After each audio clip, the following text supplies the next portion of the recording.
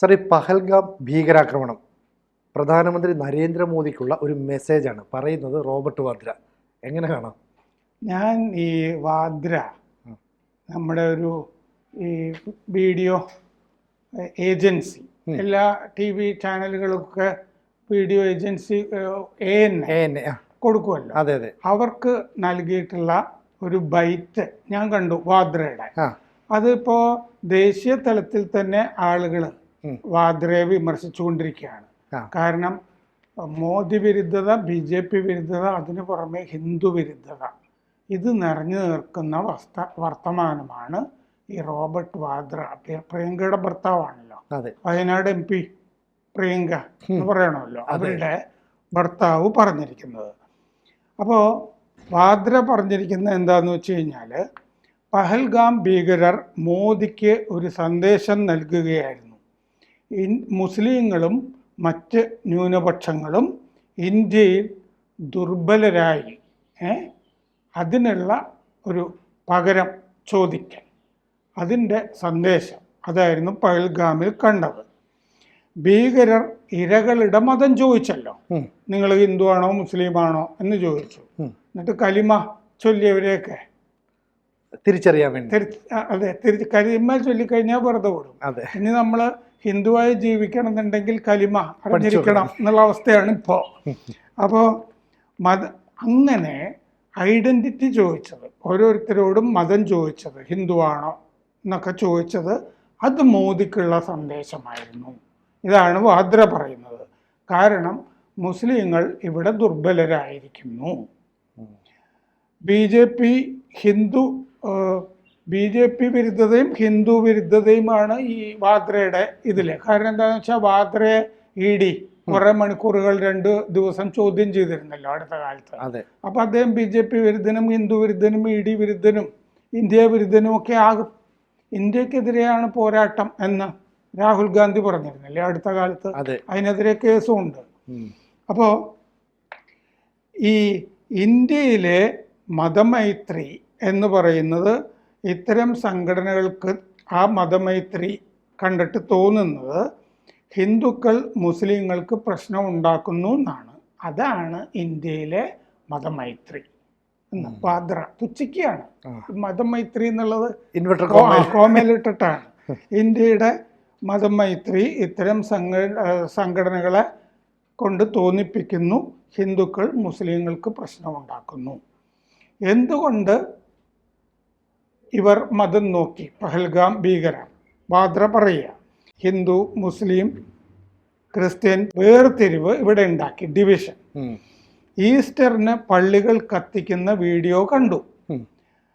പുരോഹിതർക്ക് അത് ധാരാളം പ്രശ്നങ്ങൾ ഉണ്ടാക്കി.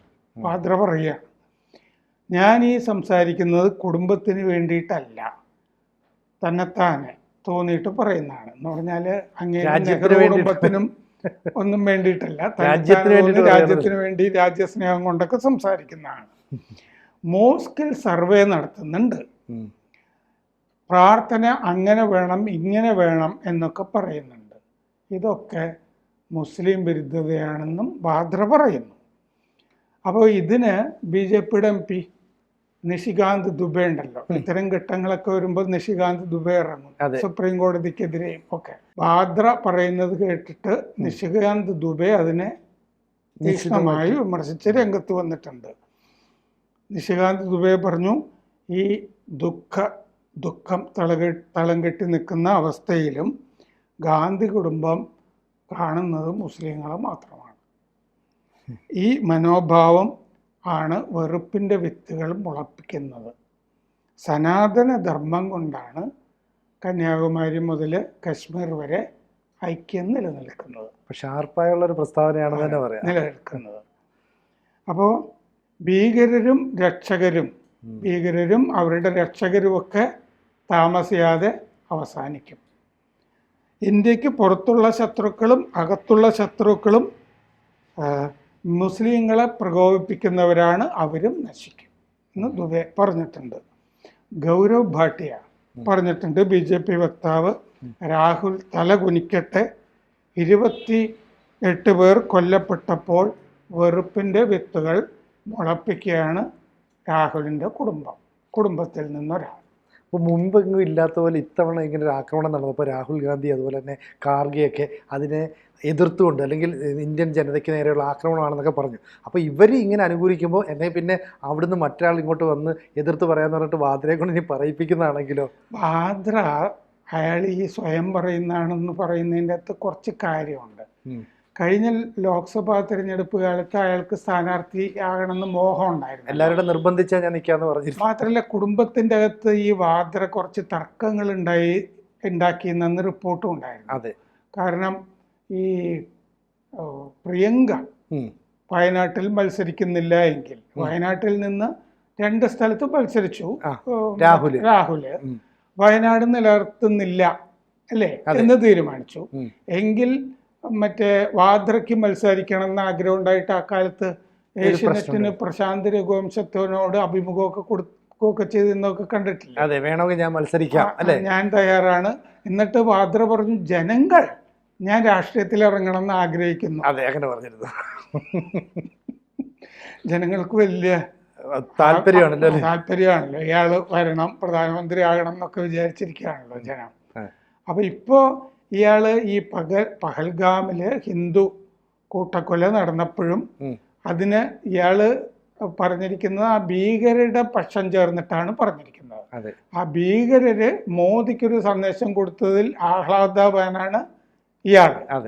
ഇന്നിപ്പോ പാകിസ്ഥാന്റെ ഡൽഹിയിലെ ഹൈക്കമ്മീഷനിലേക്ക് കേക്കുമായിട്ടൊരാൾ പോകുന്നതിന്റെ ഒരിക്കലും നമുക്ക് ചിന്തിക്കാൻ പറ്റാത്തൊരു കാര്യമല്ലേ. അവർ അപ്പോൾ അത്രയും പ്രശ്നം ഉണ്ടായിട്ടും അവർ ആഹ്ലാദത്തിന്റെ മൂഡിലേക്ക് കൊണ്ടുവരാൻ ശ്രമിക്കുന്നു. അപ്പൊ പാകിസ്ഥാനാണ് ഇതിന്റെ പിന്നെന്ന് പ്രത്യക്ഷമായിട്ട് പറയുന്നതിന് തുല്യമല്ലേ അത്? ഇത് എംബസിക്ക് മറ്റേ ഹൈക്കമ്മീഷൻകാർ വാങ്ങിച്ചതാകണം എന്ന് പോലും ഇല്ല. ഇത് ഈ വാദ്രയെ പോലുള്ള ആളുകൾ വാങ്ങിക്കൊടുത്തയച്ചതാകാനും മതി.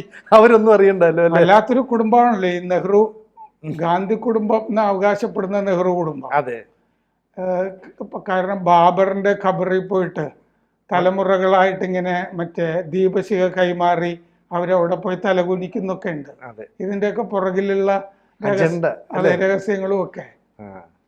സാർ, ഇതിനകത്ത് ഒരു പ്രശ്നം പറയുമ്പോൾ ഈ റോബർട്ട് വാദ്ര ഇത്തരം കാര്യങ്ങളിൽ ഉൾപ്പെടെ അഭിപ്രായം പറയുന്നതിന് പിന്നെ ഒരു അജണ്ട ഉണ്ടാവില്ലേ?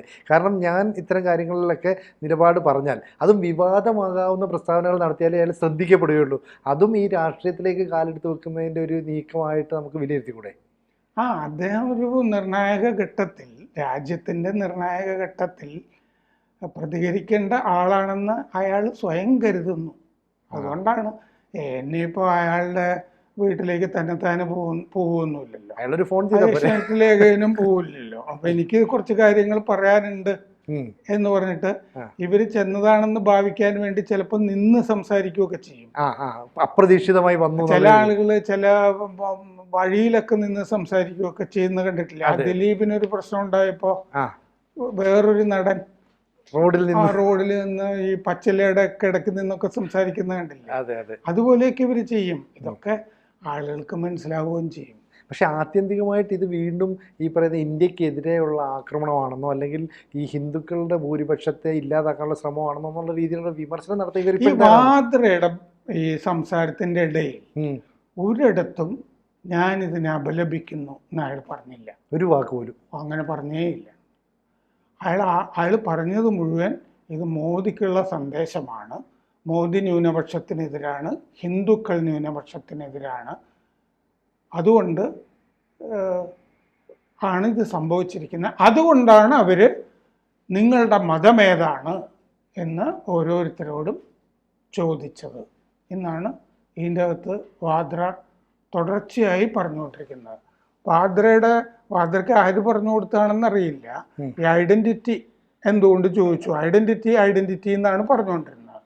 സ്വത്വം, നിങ്ങളുടെ സ്വത്വം എന്താണ്, അല്ലെങ്കിൽ നിങ്ങൾ, അതും പച്ചമലയാളത്തിൽ പറഞ്ഞാൽ നിങ്ങളുടെ മതം ഏതാണ് എന്ന് ഭീകരര് ചോദിച്ചു. അങ്ങനെ അവർ ചോദിച്ചു എങ്കിൽ അതിനെന്ത് കാരണം എന്ന് പറഞ്ഞാൽ ഭീകരർ ഇങ്ങനത്തെ പ്രവർത്തനങ്ങൾ നടത്തുന്നതിന് ഒരു ന്യായമുണ്ട്, അതിതാണ് ഇന്ത്യയിലിപ്പോൾ അതിന് സാഹചര്യമുണ്ട് എന്ന് പറഞ്ഞ് ഭീകരരെ അനുകൂലിക്കുന്ന വർത്തമാനമാണ് വാദ്രയുടെ ഭാഗത്തു നിന്നുണ്ടായത്. അതിൻ്റെ കൂടെ ഈ വാദ്ര പറഞ്ഞ് ഈ മുസ്ലിം ലീഗിൻ്റെ കൂടി സ്ഥാനാർത്ഥിയായിരുന്നല്ലോ പ്രിയങ്ക. അതെ. അപ്പോൾ പ്രിയങ്കയുടെ ഭർത്താവ് ഇങ്ങനെ ഭീകരരെ അനുകൂലിച്ച് സംസാരിച്ചതിൽ കുഞ്ഞാലിക്കുട്ടിയുടെ അഭിപ്രായം എന്താ? കുഞ്ഞാലിക്കുട്ടി പറയട്ടെ, മറുപടി പറയണം. മുസ്ലിം ലീഗിന്റെ അഭിപ്രായം എന്താണ്? സാദിഖ് അലി തങ്ങൾ പറയട്ടെ, വാദ്രയുടെ കൂടെ നിൽക്കുന്നുണ്ടോ? കേരളത്തിലെ മുസ്ലിം ലീഗ് അത് ഓൾ ഇന്ത്യ മുസ്ലിം ലീഗ് ആണെന്നും അവകാശപ്പെടാറില്ലേ? അതെ, കേരളത്തിൽ മാത്രമേ ഉള്ളൂ എങ്കിലും അതെ, അവര് പറയട്ടെ, അഖിലേന്ത്യാ പാർട്ടിയല്ലേ, അവർ വാദ്രയുടെ കൂടെ നിൽക്കുന്നുണ്ട്.